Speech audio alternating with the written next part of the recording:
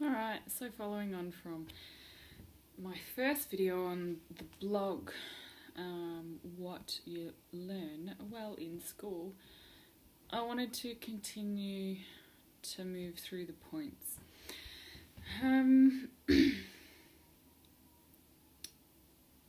So, bottling everything up to be a good student.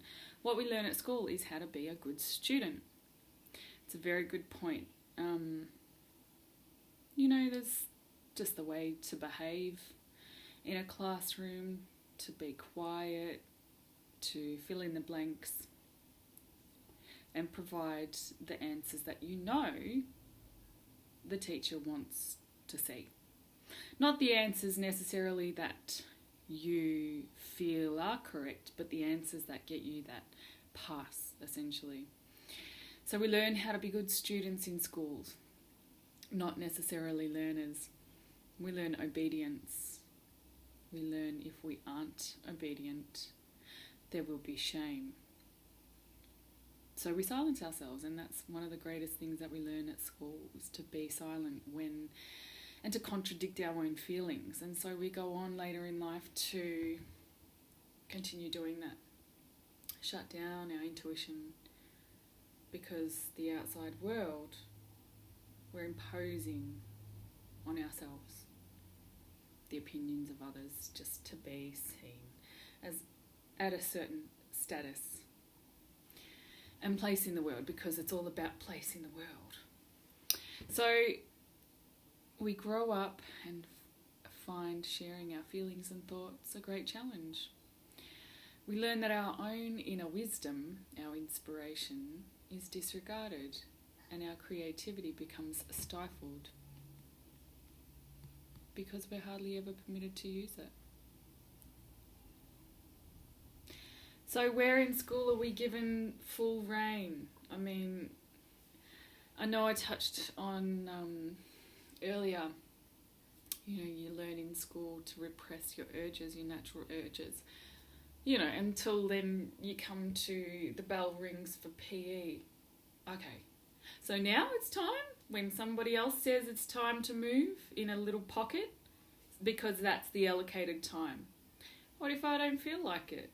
What if it's not how I feel on the day? I don't want to. I don't have the energy. I stayed up late. Or there's so many different things that aren't honoured in a classroom, school setting for the individual. So I felt that was an important point to make. And the freedom to choose. I vaguely remember having the option of choosing whales or sharks or things like that. Okay, so there's a little bit of freedom, but it's like, is it really? Is it really much of a choice? Like, is it that different? And we have to write things a certain way. Why? Is it okay to question? Why not? I don't really understand why it's not okay to question. And live outside the box and be different in a classroom. I don't know. Why are we afraid of turning heads, of being different? Benjamin Franklin wasn't schooled. He was an unschooled person, and he's on the American dollar bill. Is it $1 bill? Anyway, he's on American money. Other great homeschoolers I can recommend for younger children, or not so necessarily younger, like up to teens. If you want to see a good movie, if you do watch movies, is Nim's Island. It has Bindi Irwin, homeschooler. Such a great moment. I highly recommend watching that all the way through together as a family, because I know sometimes people walk away and get other things done while the screen's on. But this is a movie that I really loved, because I knew that the Irwins were homeschooled. And there's a moment in there when Bindi speaks as her character, but she's actually speaking as herself. And it is, I learned all that I know, what starfish eat for breakfast. And she just ran off of, a few things that random things that not everybody knows. You know, it's not in a curriculum as such, but she learnt all that without ever stepping foot inside a classroom. So that's one thing I recommend definitely getting your hands on. She's also an author of a whole series of books, Bindi Irwin, but Nim's Island, I think it's number 2, where she says that, and it was awesome. So we're talking the other day at Homeschool group about normalising things, books that normalise homeschooling, because I'm going off on a tangent here, but this is why I did the video, so I could go a little bit deeper into this blog. A few years ago, I was at a bookshop and I asked the lady, it was a children's specialist bookshop, do you have anything that normalises homeschooling? Because there's not much available, is there? It's all about normalising everything, isn't it? That it's very much in our culture and literature. School, our first day of school, so nerve-wracking, and how do we deal with this? You know, there's even, who's the teeny tiny Stevies who do a song, you know, trying to make children feel better about being left at daycare, childcare and kinder and all that. It's like, well, maybe children intuitively don't really feel that's their environment, that's where they're going to thrive. I don't know. Yeah, okay, I come from, you know, privilege where I can, and I do, and I choose to homeschool, but I believe I would have made that happen regardless, you know, made ends meet in order to do that. Grow vegetables, you know, eat for free. Things like that. I believe where there's a will, there's a way, yeah, and it's about adjusting your mindset to say, what's more important to me? So I'm going off on a tangent again. I'm going to circle back around to my point. My point being that there are places where homeschool is normalised, and that is number 1, Lucy Atkinson from, what's her blog? Lulastic Blogs, the Unschool blog. She has quite a lot of online support stuff that she offers. Where was I going with that? I can get lost. Normalising. So she recently did a great post on, you know, how difficult it would be without community to homeschool, because we live in a school-fixated society, and there is so much normalising school. You know, you've got to go to school to get the job. Or what if you don't want the job? What if you want to be an entrepreneur? What if you want to start life now? You know, which so many kids have successfully done, especially now, even in the past. Benjamin Franklin, look at his success. He's got his memoir you can read. Fantastic, because he was a very well-read person, and he never went, well, he went to school 9 months or something, you know, when he was young, and he was already literate. So fantastic. Yeah, there was another book I was going to recommend. I was talking about Nim's Island, and I just wanted to talk about, just to mention a couple of the books that I really love. For younger children, Doug Unplugged, fantastic read. I've got my 7-year-old who, when we still read it, she still enjoys it. But it's been a little while. But also, there's a fantastic book if you're into your natural health and herbs and things like that, especially, is a really good one. It's called The Happy Little Hedgehog. It's a great book to normalise homeschooling. So I just wanted to throw those few little things in there while they came to mind, because they have come to mind this last week in conversation. So again, community is the biggest one there, I feel, in immersing yourself in a different way of thinking rather than the cultural conditioning that we have that normalises school. It's just it's all school-centric. It's the first question you get when you're out in public with a child, and especially if it's in school time. So there's a good story I've got. I might come back to that another time with that one. It's quite funny. As you do get questions when you're out with your children on a school day. So it's quite funny. But I'll come back to that. I'm just going through using the blog as a cue because I did want to dive in a little bit deeper. So we grow up and find sharing our feelings and thoughts a great challenge. So, I mean, there's massive issues. Apparently, it's no surprise since the lockdowns.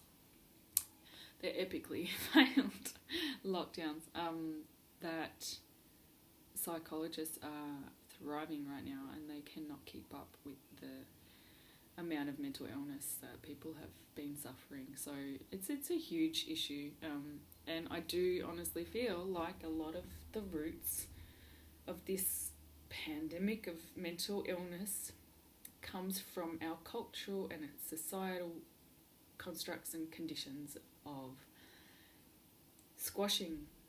You just don't talk, and I've seen it in real life. I don't just read about it. Yes, I love to read, and just like Benjamin Franklin, but I've seen people say to their children, boys especially, now don't cry, be tough, be strong. It's like, why? I don't understand why we're teaching our human beings, why we're training and instilling in them not to express themselves. And this is where I believe people do not understand the value of self-expression. They think, wishy-washy, it's only for the Waldorf and the Steiners, it's only for the artistic.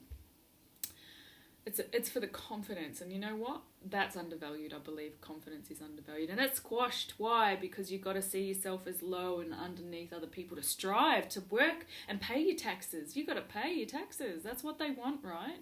You've got to be like aiming up high. You just got to see yourself this is what school does well. Trains you into a way of thinking. And it can be argued, yes, but, indoctrination, anyone can indoctrinate. You could be indoctrinating your child at home. And yes, obviously there's certain manners and ways in which you can homeschool, which could be that, why, imparting dogma on children. But then there's, the beautiful aspects. I'm sure, to a certain degree that happens with different types of homeschooling, but my point in being here sharing this is school as a system, you are listening to an authority. All these children, so you're removed. There's no actual relationship. There's no sense and understanding of how you're receiving the information, and it gets lost. Some children are way up here and really want more. And some children are way down here and like, this just rubs me up the wrong way. I want to be doing something else. And this is the thing. There's 30 children, maybe less or more given where you are in the class size. But how do you bring that all together? I mean, it's a different skill set. And what irritates me now is that when there's all these new homeschoolers and they're coming in and but I'm not skilled enough. Where's the confidence? You went to school. I don't know what I'm doing. I need to be qualified. I'm not qualified. But you went to school. You've been there, so you can't teach it. What's an epic fail, right? A school fails to do what it's intended to do if you don't have the confidence. You don't need a qualification to teach your own children, yeah? You're their parent. It's an extension of that. So it doesn't make any sense to me. Everybody's stressing about not having enough skills and, but I don't know how to do trigonometry or this or that. It's like, well, learn if you want to. If that's what you want. If you don't, then leave it up to them. You teach them to be able to learn. That's a very big difference between school and unschooling, not schooling, yeah? So I don't know what I was actually meant to be zeroing in on there, but I did use the blog as a cue. Sharing feelings. Okay, we went to mental health. So we learn to disregard our inner wisdom. There's the very strong theme in the school classroom scenario that you do get disregarded. You do get overlooked. And it's the skill set. I was going on with the skill set there, where a teacher, the skills of homeschooling versus schooling, teaching, is you're managing a class. I don't need to be a teacher at home. I don't need to manage 30 children. I don't need crowd control skills. I don't need to worry about the bell, and I don't need to look at the time. I don't need to fill out an incident report every 5 minutes to the point where I barely get any teaching done. Well, what's teaching when the child's not receptive? It's not the right moment. It's not relevant for the child. You're just spewing information on them, facts and trivia, and that is my least favourite thing about the school system. It's all very factual. Yes, it's a Steiner thing to say, oh, it's too facty, and it is. It's like rote learning. It's like, when will that be useful to me? How about you learn it when it's useful? And that'll stick. And you'll take ownership of it. You've got autonomy, you've got dignity, and this is what's lost in the school system and the classroom scenario. I feel you just get lost. You just get lost even, or squashed. Either way, here's a ceiling, here's the rest of the class. Just doesn't make any sense.